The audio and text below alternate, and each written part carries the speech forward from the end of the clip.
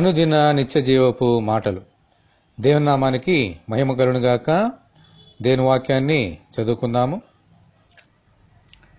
దేవుని బట్టి నేను ఆయన వాక్యమును కీర్తించెదను. దేవుని యందు నమ్మకించున్నాను.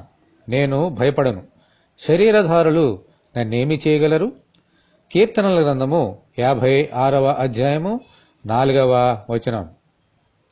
దావీదు భక్తుడు అంటున్నాడు, దేవుని వాక్యమును కీర్తించెదను అని.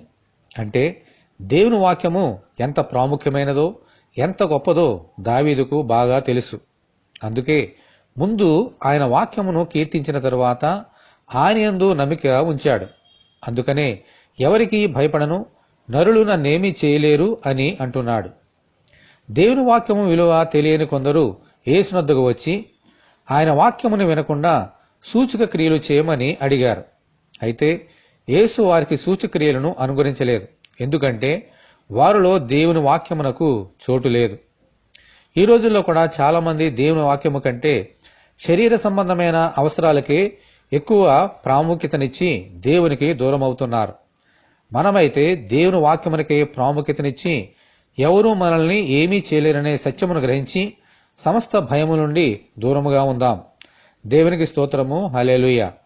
ప్రభువా, మా జీవితకాలమంతా మీ వాక్యమును నెరవేర్చుచు మిమ్ములనే కీర్తించినట్లు అనుగ్రహించమని మన ప్రభు అయిన యేసుక్రీస్తు ద్వారా మనమందరము దేవుని ప్రార్థన చేసుకుందాము.